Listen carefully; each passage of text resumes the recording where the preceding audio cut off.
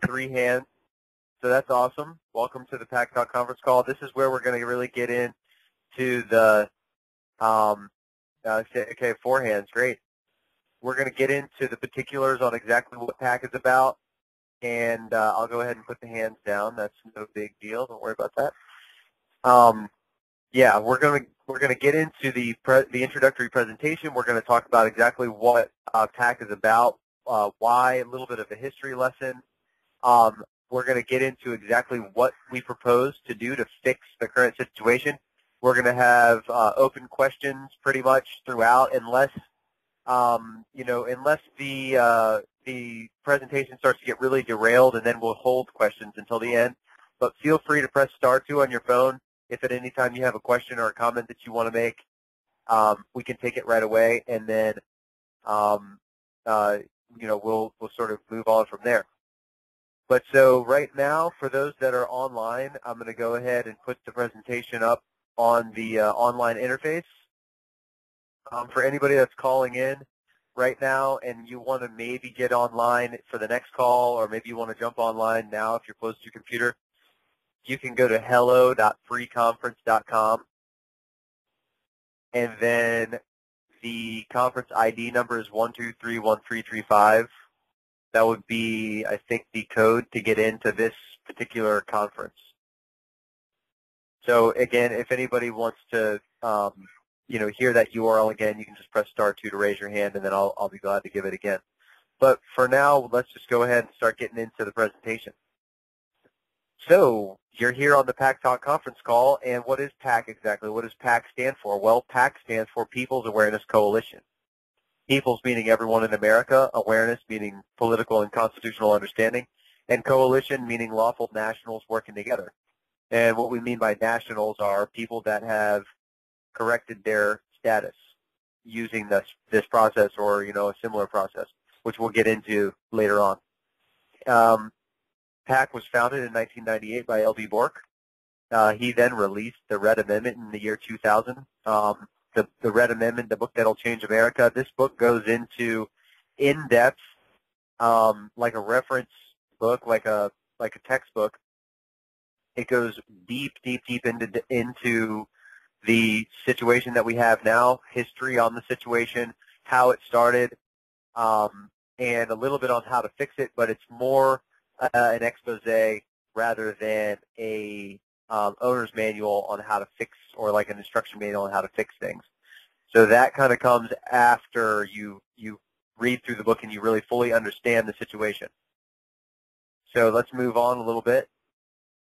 So let's talk about a little bit what is PAC's philosophy. Before we really get into the presentation, let's just so you know exactly where we're coming from. Okay, so People's Awareness Coalition, one of our main core philosophies is information. That would be, it's our mission to educate, or to be an educational tool to get Americans up to speed on the current condition of the government in order to identify the problems and, more importantly, the remedy. So we don't actually go about educating people per se, where we expect people to come to us and then we give out information, and then basically it kind of turns into a now we're the gatekeepers and we hold all the information and you have to come to us. That's not how it is. We want people to we want to help invigorate people into being interested in information and doing research for themselves. We do supply a lot of information, but ultimately we want people to be allies with us in this sort of quest for deeper understanding of legal matters. So the next core philosophy would be nonviolence. It's our belief that wars and rebellions are the two most destructive diseases of society, which I actually recently found out that was a quote from Alexander Hamilton, I believe, and or it's a paraphrased quote. So basically, yeah, we don't advocate for any sort of physical action, whether it's protesting or altercations or provocations or anything like that. We certainly don't advocate for any sort of destruction of property or argumentative behavior and being an antagonist in society. What we do is we seek to rectify the situation through knowledge and understanding and through action in that way. The pen is mightier than the sword. So the next core philosophy would be cooperation.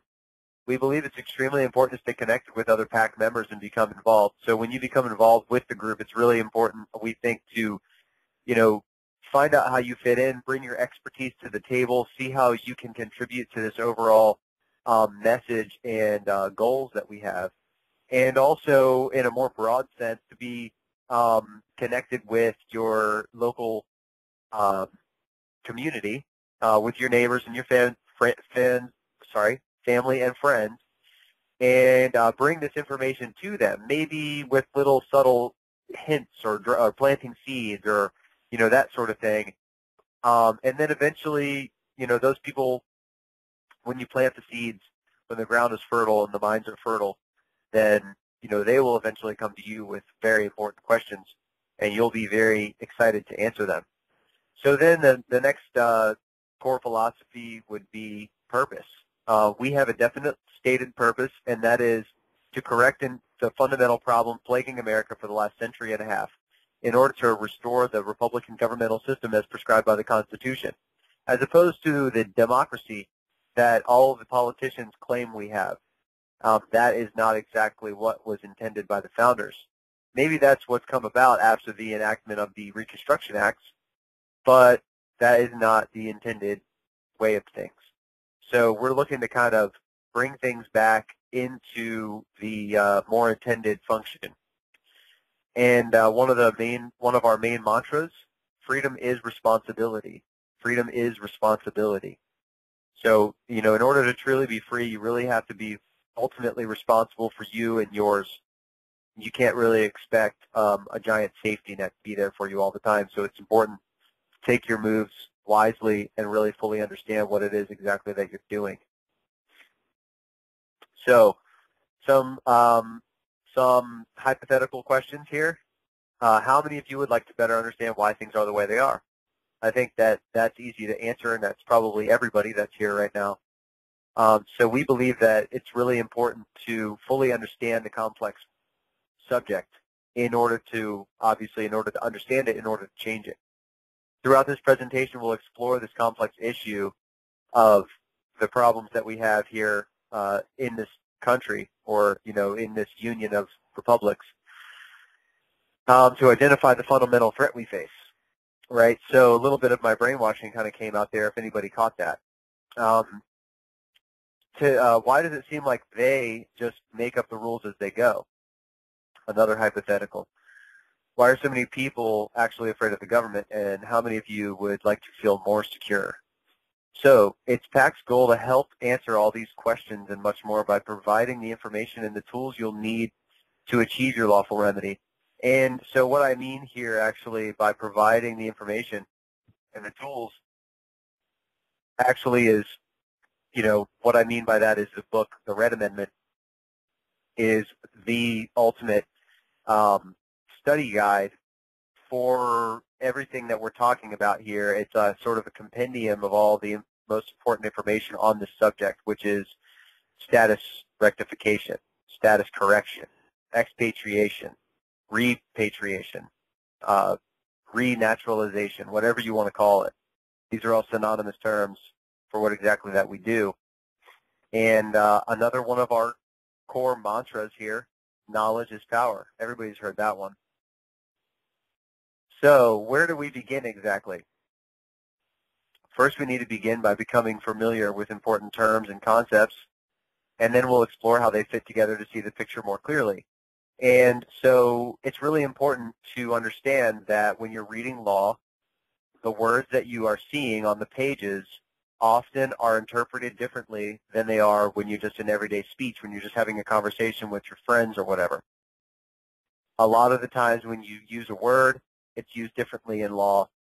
So when you are reading law, you really need to understand exactly what the meaning of the words are. It's very, very important. The nuances are very important. And then once you really can pick through and see and you understand the meaning behind some of these words, then you can start to read between the lines. Then you can sort of extract intention, and you can extract, other sort of things where, maybe you'll recognize when something's been deceptively written on purpose, to be confusing, for instance, as we'll get into a little bit later on. So some of the terms that we're going to be going into are going to include status, citizen, power, and then we're going to look at the contrast between rights and privileges, and legal and lawful, and things like that. So first, we'll get into status, as I mentioned just now. We want to really look at exactly what is status, okay? And status has many definitions, but the definition that's most important to us that pertains to what we are talking about tonight is the condition of a person or thing in the eyes of the law. Okay, so there's a lot of other ways that you can use that word status, but we're in our purpose tonight and in legal speak, a lot of times what it means is the condition of a person or a thing in the eyes of the law. And so some examples of status, and also examples of how status can change. Parent or child. So these are that's an example of status, and obviously one that can change. Married or unmarried. That's pretty obvious. That can change. Servant or master, living or dead. Citizenship status. So these are all different examples of statuses. And lastly, I mentioned citizenship status.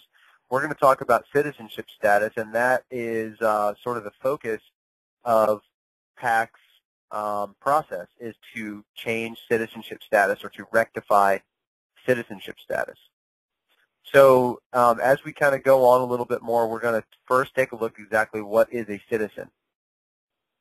So a citizen is a person who owes allegiance to a government and is protected by it, okay?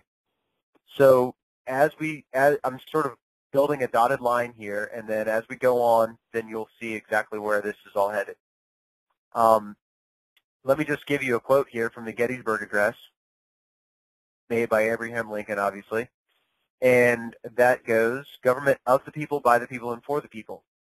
So from this quote, what I understand is that it's our belief that the citizen bears some responsibility for the actions of the government, because after all, they're part of what constitutes the government. If you look at that, government of the people, by the people, and for the people, they're all kind of together, one and the same. So by their contributions and acquiescence, they empower the systems that form. By their allegiance and their going along and acquiesce to the actions of the system, that's their consent, right? By taking this principle into account, we've determined that invoking the inherent right to remove oneself from an objectionable system is the single most effective way of disempowering it. And so we do wish to disempower the system, but that does not necessarily mean that we are anarchist movement. We are not anarchists at all. We do believe in the rule of law and in following lawful practices. So as we move on, let's take a look exactly at power, and let's say governmental power, and people's power, and other such ways that power can be interpreted. Power obviously has lots of different definitions, but when we're looking at, for our purposes tonight, we're going to say that it is legal or official authority, capacity, or right, possession of control, authority, or influence over others. So that's what we mean by power here. And I always like to bring up this as the best example. A parent should have power over the child, not the child having power over the parent. So this is an example, a very rudimentary example of the flow, the order of nature, right? It's sort of the correct way that power is supposed to flow. And so the parent should have power over the child, not the child having power over the parent.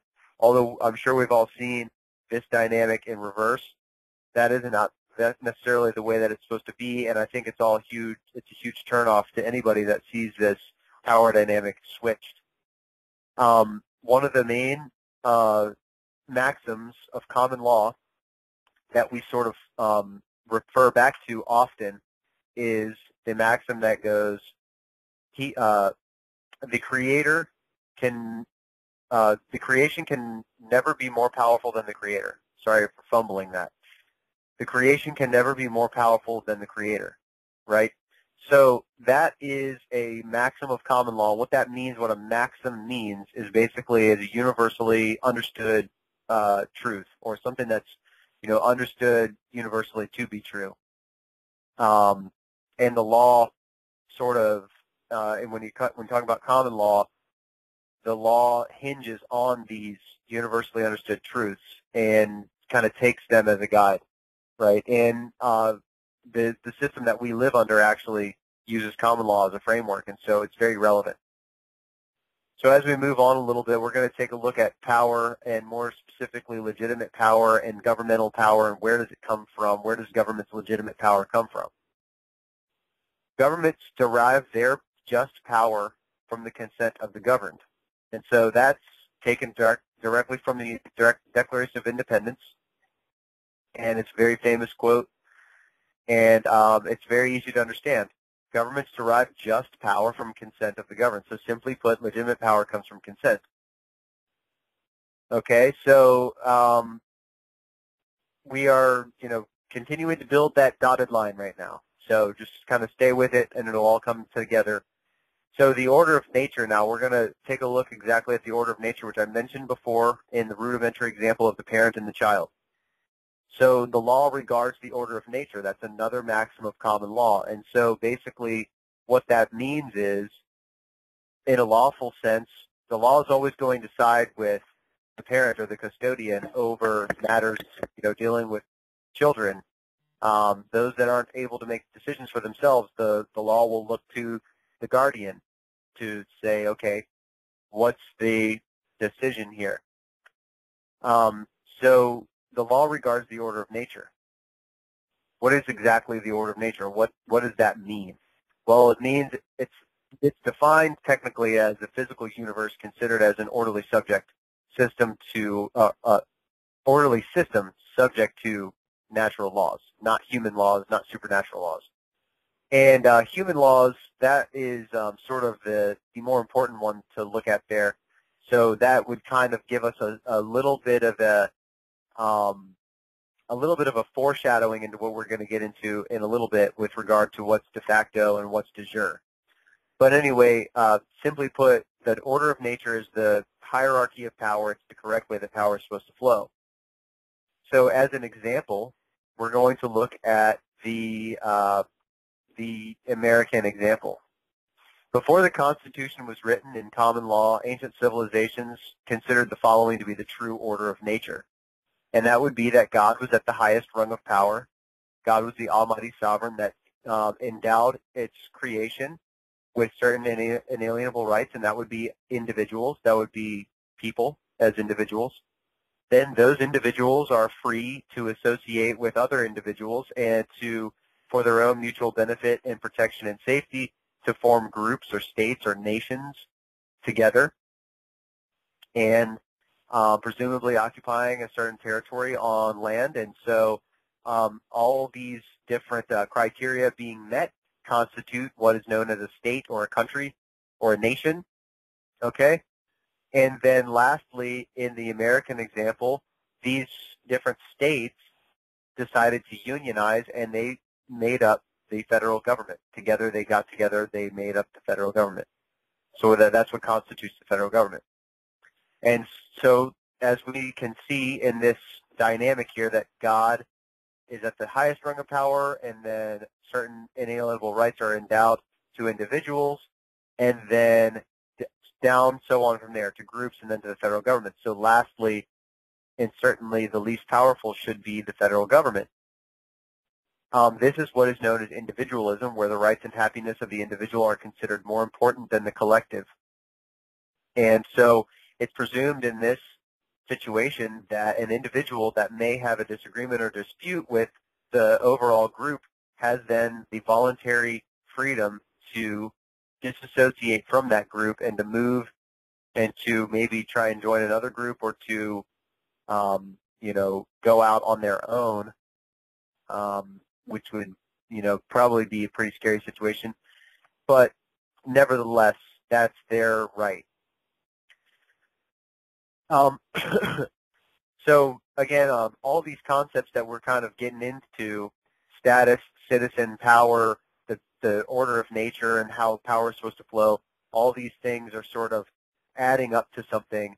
And what is that? It's your rights. It's where your rights come from, and it's how you can implement your rights to, to make decisions for yourself. So let's take a look at an interesting quote again from the Declaration of Independence, and we're going to examine one more term before we really start to dig into, kind of getting into the main point here. So we hold these truths to be self-evident that all men are created equal, that they are endowed by their Creator with certain unalienable rights, and that among these are life, liberty, and the pursuit of happiness. And so the important term there to understand is unalienable or unalienable, which means impossible to take away or give up permanently. Because after all, if God's given you something, then no person or hierarchy of people has the ability to take that away from you. The only way that it can really be taken away is through, your voluntary inaction or through outright, force, and which is a violation. So what exactly did change? Why does it seem like the government gets to do whatever they want? Why does it seem like people just get their rights trampled on all the time? Why is it that way? Well, in fact, your rights can't be taken away and they can't be given up permanently, but you can decide not to value them. You can not protect them. In essence, you can give them up voluntarily through your own inaction, but they're always there waiting for you to wake up. And that actually reminds me of another maxim of common law that goes, the law may sleep but never dies. The law may sleep but never dies. And so that to me means that, basically through time and through customs and usage and things like that, people may forget exactly what is the lawful thing to do. But that doesn't mean that it is now forever overwritten in history and now deleted. It just means that, people have decided not to pay attention to it. But the moment that somebody decides to, live by that creed and to pay attention to that, that right again, then it comes back. It only just takes you to understand what your rights are and to stand on them and to really, have a backbone and stand up to those that would infringe on it. So what does it all mean? Okay, so what is it? Basically, what we're getting at here is that there's been some sort of trickery, some sort of chicanery that's happened that has gotten people to maybe fall into complacency, maybe to, relish in their convenience a little bit too much, to, have forgotten about what exactly are their rights and how to stand on them and how to enforce them. But how exactly did that happen? That's where you get into the real meat and potatoes, and that is where we open up the 14th Amendment, which is the subject of the book, The Red Amendment. The 14th Amendment was one of 3 Reconstruction Amendments, which are appropriately named Reconstruction Amendments because they actually reconstructed the government as we know it, taking it from a constitutional republic into a democracy, basically. That's why you always hear about, politicians nowadays, they always say, this threatens our democracy, right? You always hear them grandstanding saying that sort of thing. This threatens our democracy. Well, screw you, we don't have a democracy. Well, at least we're not supposed to. Anyway, the 14th Amendment's complex language created for the first time a status called citizen of the United States. Prior to this, all individuals were members of their state. And so if you remember back to when I was talking about the parent and the child, the creation can never be more powerful than the creator. See, this is a maxim of common law, and it goes both ways. Okay, so by men getting together and creating a group or creating a state, that group or state is not more powerful than any one of those individuals. Any one of those individuals has the right to leave at any time or to argue against the overall group for something that they believe is right, and then hopefully change the mind of the overall group. If you're talking about a representative republic, You're not going to be voting and say 51% of the people voting to enslave the other 49, or two wolves and a sheep voting for dinner, voting on what's for dinner rather, right? In a republic, one person can stand up and say, you know what, I think this is wrong, and this is why. And if they make a compelling argument, that can change the entire group's approach to the situation, right? So the point is that the creation can never be more powerful than the creator. And so by the complex language of the 14th Amendment, creating a status and then giving it to all the people in all the states, that is a creation of the federal government, right? And then that creation was then given to all the people in a direct relationship from the federal government to the people, which didn't exist before because of the 10th Amendment. It was always the federal government was interacting with the states, or was arbitrating disputes between the states, or facilitating commerce between them, or whatever, and also abroad. It didn't really have a direct relationship with the people until then, until the 14th Amendment. Okay, and so like I was saying, the creation can never be more powerful than the creator, and it goes both ways, because this status was created and then it was given, so this gift was given, right, to all these people, and they didn't know exactly what had happened. They didn't just say, you know, we don't want that, take it away, throw it away, we don't want it. They didn't really fully understand what was going on, and it's all very convoluted with slavery and everything. Everything is all intertwined into this big messy ball. But basically what happened is the slaves were not made free by the 14th Amendment. Everybody in all the states were sort of brought down into a condition of voluntary servitude, whereas slaves, they were allowed out of involuntary servitude, but then they were kind of put directly into voluntary servitude. So they didn't really ever enjoy true, full-on, lawful freedom. Okay?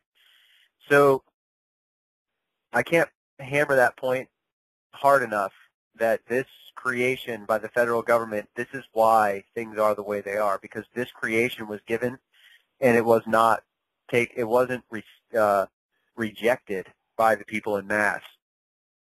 And so now everybody has sort of worked into this groove of being in that creation and basically subservient then to the federal government, to the United States federal government. So as we read into the 14th Amendment a little bit further, once you get into the subparagraphs and the subsections of the 14th Amendment, we're going to see the phrase privileges and immunities. Okay, privileges and immunities, as opposed to rights, allow the government to change, suspend, or ignore these attributes at any time. The 14th Amendment never actually mentions rights. It only says privileges and immunities.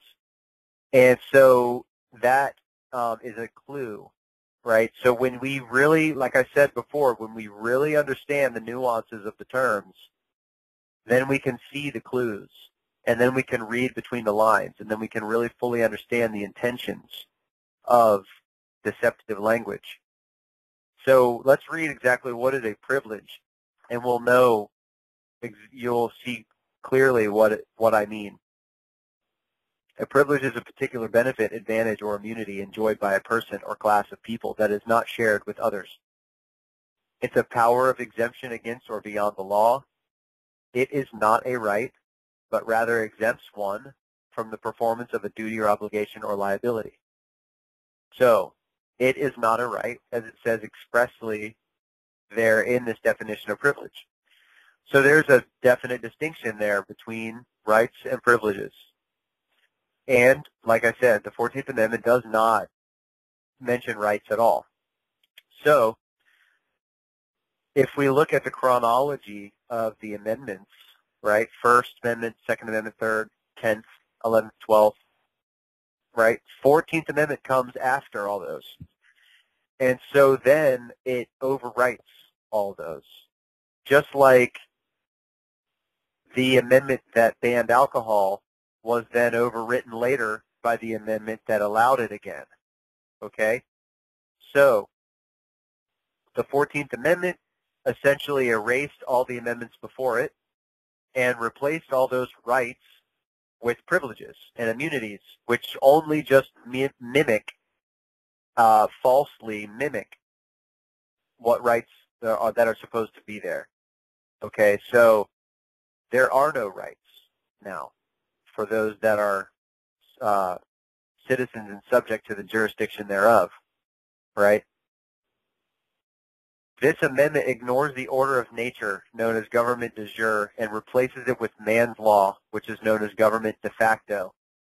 So before, the gift of citizenship was given to everybody upon birth, unbeknownst to them, without their consent.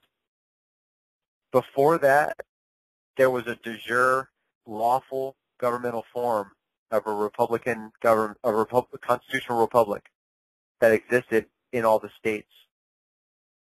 After that, what happened was a de facto government, because the fact that the United States federal government made this creation of citizenship to it, then gave it to all the people in all the states. Those people did not reject that gift, and then, so therefore, they have accepted it. They have acquiesced to it. They have consented to it. And so they have taken it on as their primary citizenship, leaving their state citizenship as the secondary citizenship.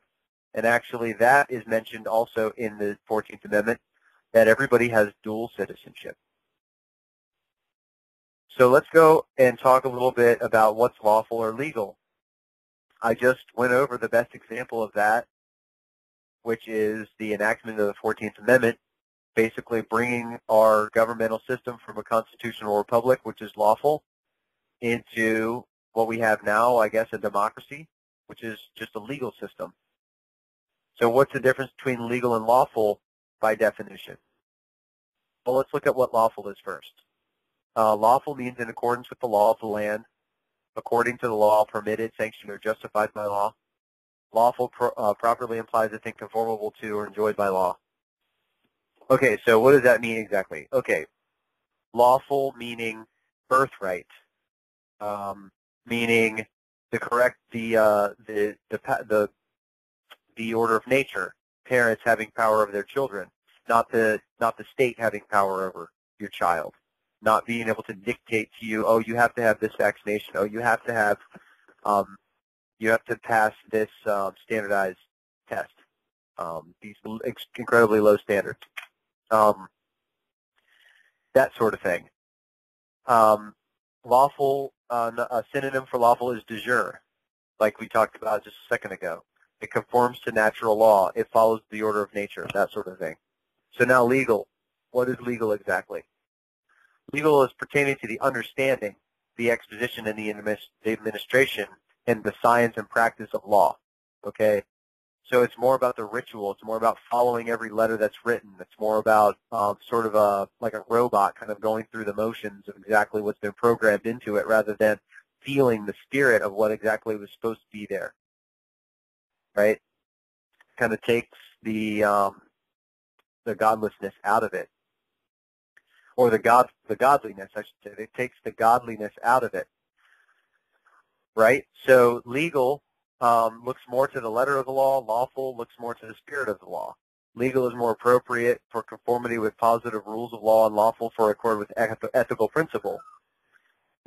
Legal imports rather that forms of law are observed. Like I said, the ritual, that the proceeding is correct in method, right? The ritual again, and that the rules have been obeyed exactly. So it's like I said, it's a robotic sort of response to an input, absent from any sort of conscience or anything like that. And lawful means that the right is actual in substance, and that moral quality is secured. And so you're looking more to the spirit of what the law, what was intended. When you talk about lawful, you're looking more to moral quality and the spirit of the law, rather than sort of a robotic understanding of the words that are written on the page and all the nuances, and just kind of like going through like a machine. So let's look now at what's the result now. The legal system that we live in now is the new order, the new reconstructed government. So the new reconstructed government consists of the federal government, obviously at the top, because the federal government made the creation of citizenship to itself and then give it to all the people. So the federal government is now at the very highest rung of that power, of that legal system. Then the groups in the states are kind of given a little bit of power, and then individuals lastly, and God is completely omitted from the system. This is what's known as collectivism, and that's where the group is always considered more important than the happiness and the well-being of the individual. And so if we look at an extreme example of a collectivist system, does an individual have the right to disagree with the system overall and speak out against it, and to raise issues as a lone person? You know, even a small group or even a large group of people, do they have a right to speak out against the system if it's an extremely progressed and aggressively totalitarian collectivist system? Does a person have the right to do that? I mean, let's look back through time. Absolutely not. That oppressive totalitarian system would much rather murder people that have disagreements with them, or rather than to let those people go on their own way and to find another group that more aligns with their morals. So this is what's known as collectivism, where the group is always considered more important than the happiness and the well-being of the individual, like I said. So what we've kind of come about in the understanding, hopefully, is that political power comes from groups of people that share the same status. So like a large group of people that share the same status is really important, because you all kind of have allegiance to there's a common thread there. Sorry. So political power comes from groups of people that share the same status. This is why the states seem to have no power. The reason is because all the people in all the states are United States citizens. They do not hold a primary allegiance to that state, which is the way it was before the Reconstruction Amendments. Okay, so the constitutional republic existed when people actually had allegiance to their state primarily, and then the state was just sort of voluntarily part of the union for its own mutual benefit and protection. Right? So individuals now, with their direct relationship to the United States through this gift, quote unquote, of citizenship to it, they have no rights. They have no protection of the Constitution of the state wherein they reside, and they basically are just at the mercy of the system. So this is the ultimate reason here why it seems like the United States, why the government seems to be able to do whatever it wants at any given time. It's very simple. It's because all the people have a primary allegiance to the United States federal government. So one of the best examples that I usually like to bring up at this point is the example of marijuana laws in the states. There's a lot of states that have decided to legalize it for recreational use, for medical use. Some states decriminalize it, and basically what that means is they just don't prosecute to the fullest extent of the law when somebody gets caught with something. Some states still obviously make it, or still call it illegal. The federal government still calls it illegal. That's the only thing that matters to anybody that is still a United States citizen. It doesn't matter if you live in a state that says it's okay, because as we have seen in the past, evidence shows that that doesn't matter, because the federal government will still come and hassle and raid and confiscate property of those that are growing marijuana or are selling it, you know, legally in their state by their state's laws, right? Selling it to dispensaries or whatever. So there is an example. That's evidence that the 10th Amendment, for one thing, doesn't exist, and that the constitutions of the states when the state decides to pass a law, to add a resolution, to add an amendment to its constitution that's going to say we're going to legalize marijuana, doesn't matter because the constitution of that state doesn't apply to you because you are not a state citizen or a state person, a national of that state. Okay? So this might be a lot to take in for anybody that's not heard this material before. I know a lot of people that are on this call have heard this material before, but it is absolutely the truth. And I could think of probably 3 or 4 more examples right now of ways that, you know, the federal government overreaches into the states through a direct relationship with all the people just to, you know, hammer the point home that, you know, the United States citizens, you know, suffer different liabilities than somebody that isn't a United States citizen, but rather a national of a state. So how exactly do we fix it? The best way to correct the current situation is to bring the power back to the states, as intended by the founders. This is done by correcting your status to that of a state national. This is a process that I've done, actually, with the help of People's Awareness Coalition, and now I am a national of the state of Virginia. This means pledging allegiance to a state, thereby bringing political power back to the states and bringing the federal government back into its intended function. So, you know, obviously we realize that there's, you know, not a lot of people that have done this, but that doesn't really matter because this is a completely lawful thing to do, and you're not going to be, well, I guess I can't say you're not going to be put on a list. I'm sure I'm on a list. I don't really mind that because I'm not doing anything. And I actually kind of want them to see me as an example. And I'm sure that there's probably, I'm sure that all of our, I know all of our calls are being recorded because for one thing we have our friend Gabe that's recording them all, but I'm sure that we've got NSA or CIA also listening in. Not a big deal though. That's to be expected. But anyway, so correcting your status, what does it consist of? What does it mean? It means pledging allegiance to a state, thereby bringing political power back to the states and bringing federal government back into its intended function. So People's Awareness Coalition is here to provide the remedy, but we need your help. It's been the mission of PAC since 1998 to bring proper constitutional education and political awareness to all Americans. But in time it was realized that most Americans are not quite ready. Thus, PAC Alliance was formed. And so, so here we're talking about PAC Alliance. The Alliance is basically everybody that contributes their valuable time to helping with different projects that sort of move this vision forward and to try to bring more people into the fold and to try and get the information out there to simplify the information for people that are beginners at this sort of thing. That's basically what the Alliance is there to do, and they do a great job. So I want to say definitely thank you to everybody that's on the call that's an Alliance member. So, yes. But PAC is looking for good people to move this vision forward.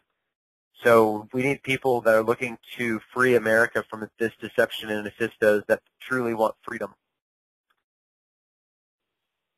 Yes, yes, we're glad definitely to have people like Gabe and Frank and John and all the other very active and engaging members of People's Awareness Coalition Alliance. So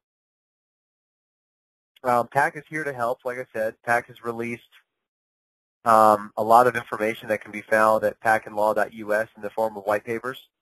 You can start your educational journey there with the assistance and consultation of PAC members, and also you can go to our Facebook group of Official PAC Alliance. I can be found on Facebook at Levi Fishbone Charlton. And even if you're not in a position to change your status right away, or if you just decide, you know, you really can't do that because you've got some situation that, you know, you really just can't basically give up on everything that's, you know, that you've kind of worked into being part of the system. We totally understand that that is the reality for many, many people.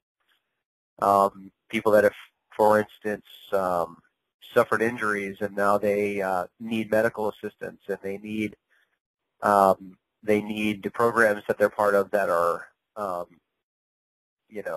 been provided by their membership in this. We understand that there's lots of different reasons why people can't just jump right off the boat, but that's fine. You can still volunteer your time to assist with different projects. You can basically know that you're contributing to a better future for all Americans, and you can directly influence somebody's life in an extremely positive way by assisting them through this process or by presenting them with information that could potentially free them. So if you're ready to learn more, you can access the best information on the subject by getting a copy of the Red Amendment. If you've never read the Red Amendment, then I definitely highly suggest to read the Red Amendment. I would say it's probably the most valuable book in terms of the amount of dense knowledge that it brings forward and research, the possibly decades of research that it would take to put all this stuff together. It's really amazing. So you can go to redamendment.net to find your copy, or you can go to pacandlaw.us, which there's tons of links to other PAC affiliated sites that you can get to through that pacandlaw.us. There's also the white papers that can be found on there. The white papers are extremely informative, and they are they sort of expand on the content of the book. They are supplementary, I suppose, that once you read the white papers, then you read the book, then you'll probably want to go back and take a look at another look at the white papers, because you might have a deeper, more acute understanding, or a broader, I guess, I don't know, a more sharper understanding, right, of the material. So basically that concludes the introductory presentation, and anybody that would like to raise a question or a comment can press *2 if you're on the phone, or you can press the 3 little white lines on your box to raise your hand if anybody has anything that they'd like to say. Yeah, I would like to add something here, Levi. Sure. Yeah, I just wanted to add that if you want to get a copy of the Red Amendment, you can go to the website. There's a page that you can print out, and when you mail that goes directly to LP, and that goes directly to LP, and he handles that order. So you'll be sure to get that right away. And besides that, he gets his spirits are lifted when he gets a direct mail from people that want the Red Amendment directly from him. He really likes it, and it lifts his spirit. So I would encourage you to do that. Great. So it looks like we've got do you have one other thing to say, Frank? Or no, I'm done. Go ahead. Take the next It looks like we have a call, or we have a hand up in the queue here. So let's go ahead and take this person. Hello, 909-935. Would you like to just say your name and then your question or comment? Yeah, my name is Suzanne, and I hope it's not noisy here. I'm actually working right now, trying to listen while I'm carrying on. So I'd like to mute myself, but I want to just get this question out. As a 56-year-old, completely indoctrinated American woman, I signed up for everything, got the social, everything. I'm reading the Red Amendment. I also purchased copies for each of my children. And the only thing I've done so far is I've canceled my voter registration. That was so simple, it took me a minute. It was very simple. I hope I did it correctly. I actually called the registrar of voters and said, I'm a registered voter and I don't want to be one. And he said, oh, yeah, just go to our website and click here, click there. It was a simple form. You just click, I don't want to be a registered voter, sign it, and that's it. So that was simple enough. And again, hopefully I did that correctly.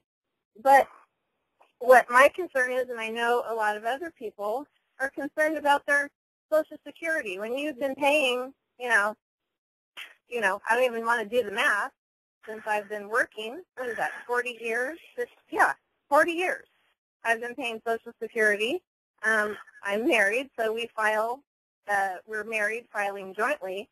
So my first question is, do I give up all of my Social Security benefits at this point, and that doesn't necessarily frighten me if the answer is yes, which I suspect it probably would be.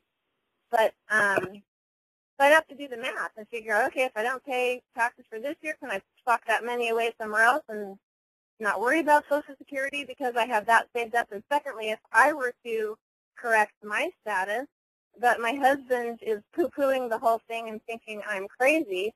You know what I mean? Because he's like, I don't know what you're real this stuff, too. I mean, because trust me, since I fell down all the rabbit holes, you know, I mean, I know I've crawled down all of the rabbit holes. Okay, so I want to get out of the system as well as I can. But so that's my question. What happens if I figure out and decide I want to be a state national, but my husband is still a U.S. citizen? Then what happens? And I listen to your answer. Yeah, no problem. And your line actually isn't noisy at all. But it will. I have a trembling little dog on my table. I'm actually grooming a dog right now, and my dog wants to turn on the blow dryer and make some noise. So I have to do that. But I'd love to hear the answer. Sure. Yeah. Okay. So great. Two questions. All right. So we have the Social Security question. This is common. Lots of people want to know what happens to all the money that I put into the system. That's a really good question. I think Frank probably has answered that question best in the past. Frank, do you want to take that one? Yeah, sure. Go ahead. You're talking about, what was the question again, the Social Security? Accessing the Social Security, or what happens to all the money that I put in, basically. First of all, it's fraud what they've done. They can't prove that it wasn't taken in fraud. So it gives you standing as a state national jurisdictional personam to take them to task and sue them and get your money back.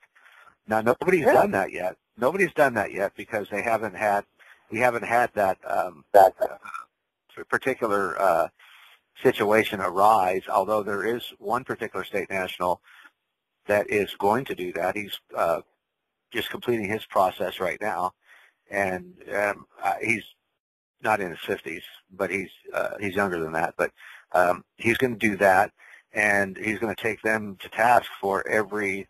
See, this is what we need. We need people that are willing to stand up, and that's where the unity comes in. When we have the unity in numbers, we'll have the backing to help out with situations like this. And I know that if you show an effort to do that, I know that LB will help you. He's just not willing to tell everybody how to do it, and then them to say, well, that's too much work, I don't want to do it, because what this does is this will give us standing. Now there have been people that I know of in the past that have, this is hearsay, so I don't know this for a fact.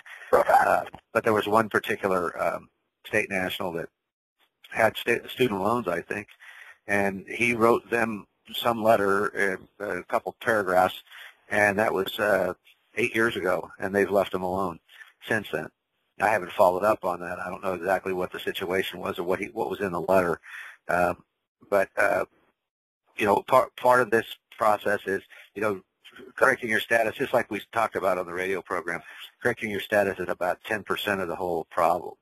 That just gets your foot in the door, and that gives you jurisdictional personam to take them to task. As a 14th Amendment citizen, you don't have any, you don't have jurisdiction. They have jurisdiction over you. So what they say goes.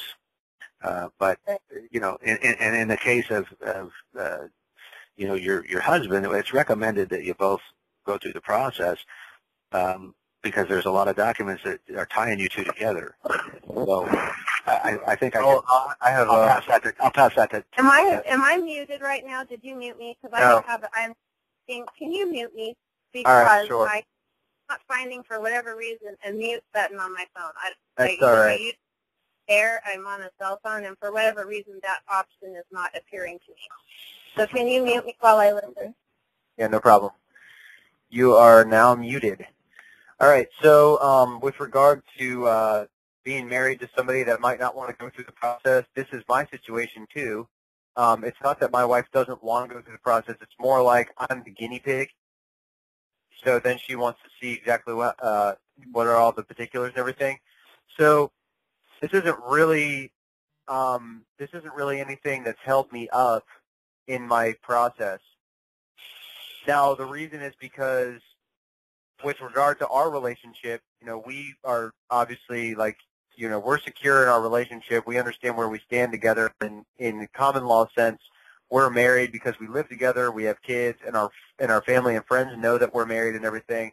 And so our obligation to each other doesn't change just because basically with regard to the state and the contract that you basically have entered into with it's a three-party contract. It's you and your husband and the state. That contract, essentially you have to take your signature off of it, or you have to say, you have to basically, the marriage license is something that you have to rectify. You know what I mean? And so that might make your husband's eyes pop out of his head, but, when I talked to my wife about it, I got a similar response, and she was like, oh, my God, does that mean we have to get divorced? And I guess in a technical sense, you could say that, but that's not at all what happens. Well, you're divorcing the state. Yeah, you're only just divorcing your three-party contract. Right. You're only just getting out of that. You're not getting out of your relationship, and nothing about your dynamic changes because you don't have to leave or move or. And then another thing too is that this, and I don't know how Frank or anybody else that's on the call is going to feel about this, what I say, but this is actually sort of a unique benefit to being married to somebody that isn't actually out of the system, is because certain things have not been fully worked out. Like with everything that we've got going on in this group in People's Awareness Coalition, it's still, there's certain legal matters that haven't been gone through, like Frank pointed out with Social Security. Now, this doesn't mean that situation is impossible to come about. It just means we haven't tackled that issue yet. The great thing about working in a group like PAC and staying connected with people that are in PAC is that when one person goes through it, then that path has been forged, and then everybody else has the benefit of learning from that person's experience and sort of following in the footsteps that that person has gone through. And so when you're, still married with somebody, like for me, my wife still has bank accounts, and she still uses her Social Security number for bank accounts, and the cars that we have are registered in her name. And so essentially, until I figure everything out and until we've got everything nailed down completely, then, essentially I can kind of use her as a straw man for certain things that I can't just I can't just jump out of the system and become a state national, rescind my, Social Security number, and then turn around and get a bank account because they want to have the Social Security number in order to open the account, or they want to have some other sort of equivalent type of number like an ITIN or a resident alien ID number or other things like that. And you don't actually need that stuff. The problem is that a lot of times you need to go and educate them on it, and then sometimes they just don't even want to deal with you because they don't really have to. They're a business. They can refuse service. You know what I mean? So it is actually sort of a benefit to having somebody that you're married to that hasn't, gone through the process yet, because it sort of gives you a way to gradually kind of go through these different maybe subsequent issues that come after status rectification. Status rectification is the big thing, and it is the big first jump, but then you're going to deal with your driver's license and bank accounts and the marriage license and any other sort of contract that you might have had with with the government. So, Frank, did you have something to add in on that? Yeah, I was going to add that your PAC has a DMV process that you go through as well. That's part of the status correction, and it's not included, but it's part of correcting your status, that notifies the Department of Motor Vehicles, and it breaks all contracts with them, and there's some procedures you go through to get your certificate of origin of your vehicles, of your personal property, because it is your personal property. You see, as you're reading TRA, this will make more sense to you, but whenever you sign a contract or you apply for a license, for example, they're giving you permission to do what you're doing, as if you need it. So what you're doing is they're creating a third-party contract, like what Levi was saying about the marriage licenses. It's not a divorce; you're divorcing the state. You're getting the state out of your contract, and it's the same with the Department of Motor Vehicles and all that. Now there are we have had success with several of our state nationals that have gotten money back from the Internal Revenue Service because they corrected their status and because their employer unlawfully withdrew income taxes. They were able to get that money back because it was taken unlawfully. And there's even a code. I don't have that in front of me. I would have to get with one of our state nationals who has that code. It's an IRS code that it's actually illegal for anybody to withdraw funds from anybody's, to withhold any funds for tax purposes that are not taxable. And state nationals are not taxable. And the thing with again, back to the Social Security part of it is that, see, with this IRS thing, these guys took the IRS to task and showed them with their own laws how that was unlawful what they were doing, and they got money back. One of them got, I think it was around $6,000, and another one got $18,000 and change. Because it was again, like I said, it was money taken by their employer after they had corrected their status, and they're see, that's something else too. Their employer agreed to not take the to accept their new status, the new corrected status, and keep them employed as well. But went ahead and took the tax money out anyway. And now that may not have been the actual employer. It may have been the employer's bookkeeper or tax person. There's a lot of people involved when it comes to bigger businesses and corporations. So it's hard to say. And as a matter of fact, that's probably one of the things you're going to come across that's going to be one of your biggest hurdles is the people that, the employers or the people that work for the employers or the people that work for these companies that you deal with, they only know one way to do it. And their way they've been compelled to do it that way for forever. So they think they believe that that's the lawful method. Right. In some cases too, sorry to cut you off, but I just wanted to put in this. A lot of times they're probably just trying to play it safe, because they don't want to.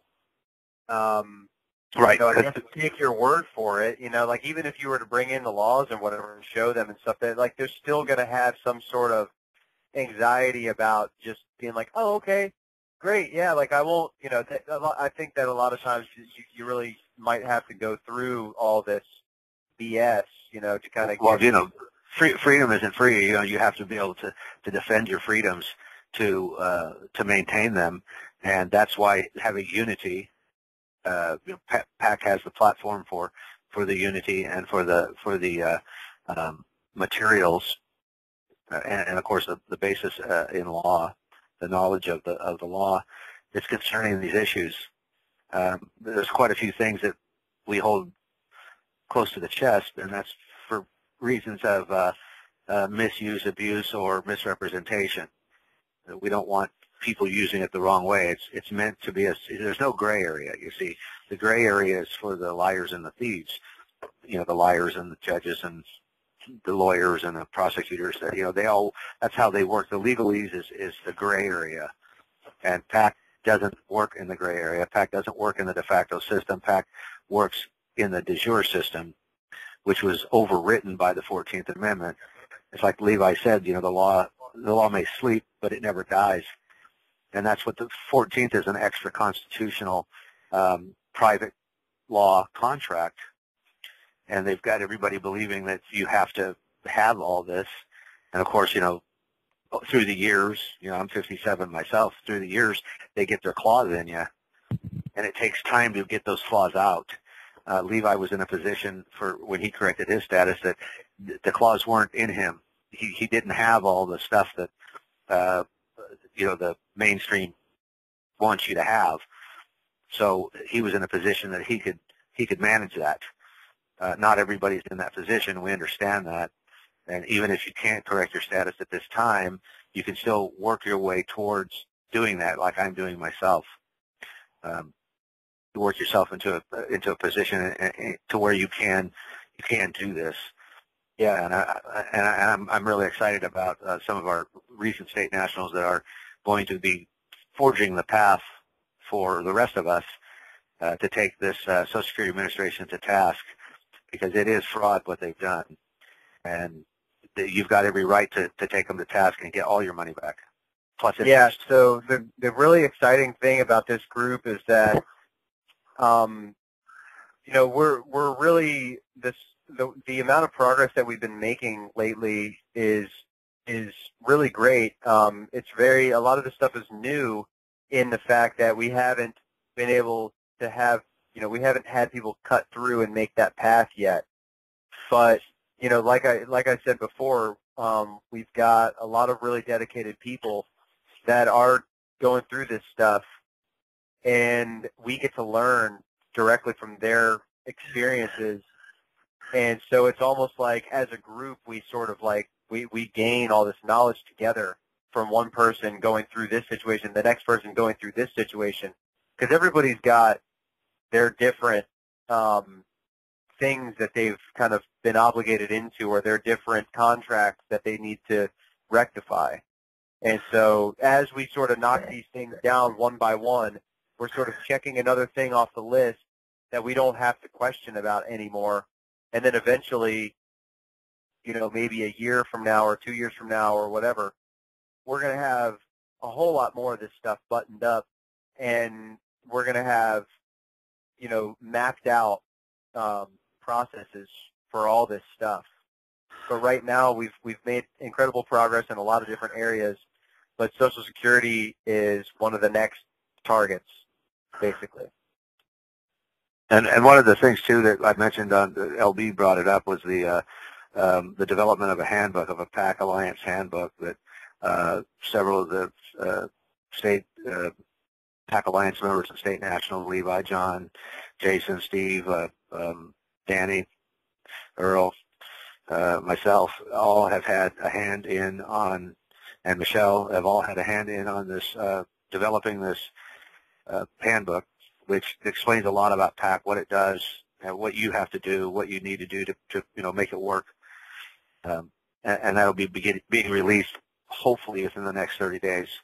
But that will be for people that have purchased the PAC, for the TRA material, and have shown a genuine interest in being with PAC and assisting PAC. And you know, I think that's a big deal too, because when I got involved with PAC, Levi can back this up, there was nothing like that. There wasn't even these calls. These introductory calls didn't exist. We've had to put all this together. You know, again, you know, PAC is a format, it's a platform for creating this unity. It is us that have to create the unity. We are PAC. That's it.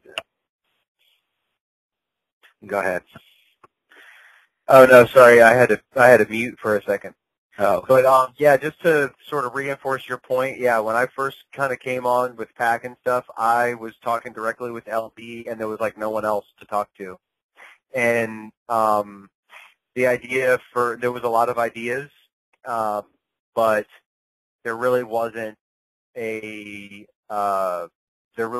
like the resources, like the people that we needed to actually make anything happen. And slowly, you know, through staying dedicated and through staying involved, you know, like I saw another person come on, and then another person and another person, and now we've got a whole bunch of people that are really involved all the time, and it's really good to see. It is. It really kind of helps build your confidence, and you know, it's reassuring to know that you're not the only one out there. One thing that I got to do is I got to hand it to LB for sticking it out for so long. You know, he's been doing this for 25 years, and you know, when he found out right away, he got out of the system. And now his situation was different than, you know, everybody's situation is different. So each individual has certain things that they have to take care of themselves, and then PAC has the process for exiting the system, correcting your status. But it's up to us as the individuals to make this happen. You know, you can't You can't just put this all on one person and say, hey, you said this, you said that. Now, there has to be effort, individual effort, self-determination to make that happen. We've had several of these folks that have ended up with the Red Amendment from years ago that they disappeared, and then all of a sudden they just showed up out of nowhere and said, I'm ready. I've got it together now. It might have been 3 or 4 years later. And they went through the process. So it can be done, and there's like I said, there's certain things you got to work out, and the Social Security is definitely one that's in our bullseye right now. We got our sights set on that one. That's because that is a big one. That's one question that we get asked a lot. So hope that helps. Yeah. Right. So yeah, good questions there. If anybody has any other questions or comments, then feel free to raise your hand by pressing *2, or on the online interface, go ahead and raise your hand. If we have no more questions, then we could probably go ahead and wrap things up very soon. We do have a question that's just popped up, so that's good. Go ahead and state your name, I guess, and then your question or comment. Okay, my name is Jerome, and my question is concerning medical coverage. I'm tied into Medicaid right now. It helps with my prescriptions. I'm also on disability. But what is there for people who need help with medical bills and medication expenses? Right, okay, so I know that there are certain, like for instance, there's religious organizations that you can, it's sort of like outside of the government insurance that you can kind of get into, like a group insurance plan. And so, there's other options with regard to that, but luckily I don't have that kind of a situation to deal with. Now when it comes to, if you're already using and relying on this sort of thing, hopefully you're in a position to, hopefully you're in a position to get healthy to where you wouldn't need that. But if that's not the case, then I'm imagining there must be some kind of alternative. Frank, do you have anything You could on that? Yeah, there are private group insurances that you can get involved in, but even if you can't, like I said before, even if you can't correct your status to that of a state national, you can assist PAC, because there are other people that need this material and this information, and their kids and their grandkids, because the point is that this is what they do. They want to get you in the system so that it helps maintain that system. And by maintaining the system, you're maintaining the status quo, the de facto federal government, and the evils that they cause. And I mean, that's the bottom line. And it's unfortunate that people are stuck on disability, because we know that's what that happens. But hopefully, we'll have an answer for you in the future if we get enough people to join in and unify and blaze that trail. But for now, we don't have I don't have a direct answer for that. Yeah, my uncle. Yeah. Sorry we couldn't answer that for you directly. So my uncle, like anecdotal here. My uncle, he was really interested in all this material and everything. When I first started getting into it, I was sort of, relaying some information to him as I was reading the book and as I was watching different videos and whatever pertaining to different subject matter here. And he seemed like he was really interested in it, but he's a military veteran, and he is on Social Security, and he's got MS. And, so he basically was like, well, and he's in his 60s. He goes, this is really something I really wish that I had heard about this 30 years ago. You know what I mean? And so that basically is kind of, the unfortunate situation for many people where, they might not be able to free themselves from the system because they just have this condition that they really absolutely need the assistance. And, that's an awesome thing when, you can actually, when the system is actually, doing something good for an individual rather than just, all these, all the infringements and all the bad things that we hear about, because a lot of times people tend to focus on negative things. But, like I said, he was like, hey, I really like what you're doing. I really wish I would have heard about this 30 years ago, and that was basically kind of it with him, That's what I told LB. I wish I had heard about this 20 years ago. Yeah. So there's, I think, a common sentiment, there with a lot of people.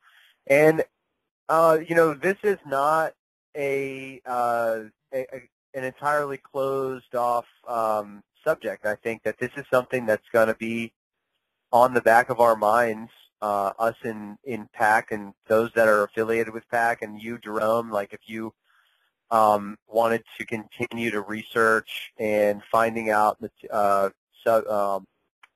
information on, your particular case with the assistance of other, PAC members and stuff, and if you were just involved with what we have going on and you're really interested in learning the material and then applying the principles, who knows? We can accomplish some amazing things, and there's always a lot of times, that old saying, when the door is shut, a window is opened. When God closes a door, He opens a window. So, I'm not fully convinced that this is a situation that can't be worked out, but it's probably just got to be done in some other different and more creative way. Well, Levi, it's like LB was saying on the radio program, and he said this many times before. It's not a silver bullet. This isn't. Again, this is like 10% of what needs to be done. This is the foot in the door that gives us the jurisdictional personam to tackle these issues that we face, and to correct the fraud that's been perpetuated for the past 148 years, 150 years. It took them that long to get here, and they did it in small incremental steps. And they've got the unity, they've got the money and the resources to do it, and they've got the time. And that's what they have on their side, is that they've had that the whole time. The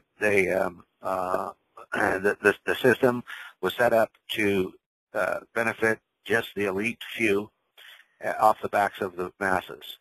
And they've done that by keeping everybody ignorant and keeping everybody looped into the system, and with the privileges and benefits.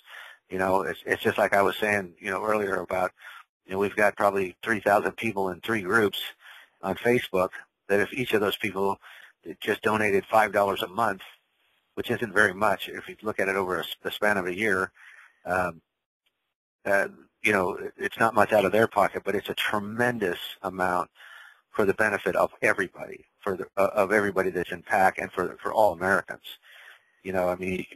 Folks spend a lot of money on iPhones and cable TV and fancy wheels for their cars, and car payments and that kind of thing. And that's where they get you.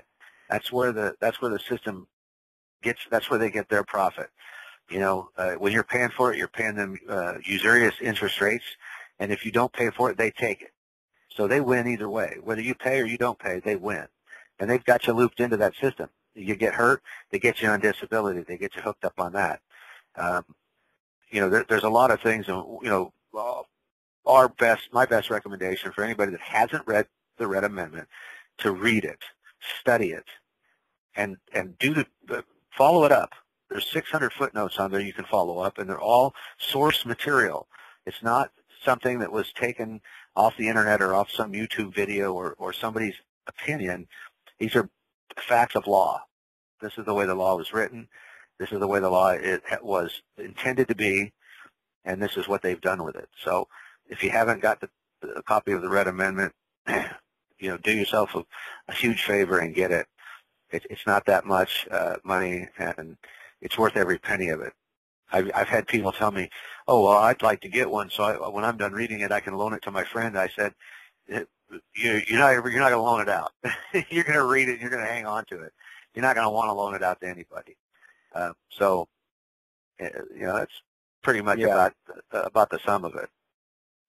Yeah, and a bit about, the book in itself is, it kind of brings a philosophical approach to these matters, and so it's a foundational thing of like the most basic tools when it comes to understanding law, and that sort of methodology can be applied in a lot of different ways that maybe hasn't really been done yet. And so more, again, to Jerome's point, somebody like him that has this issue that's sort of right on the front of his mind, this is the most important, obviously, issue maybe to him or to someone else that's in a similar situation.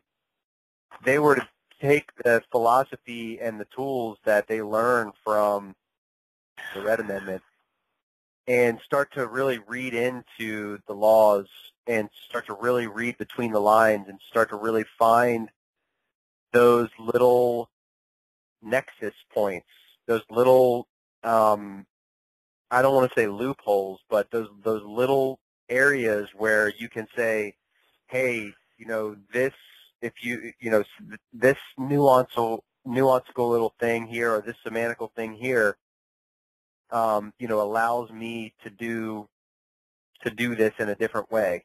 You know what I mean?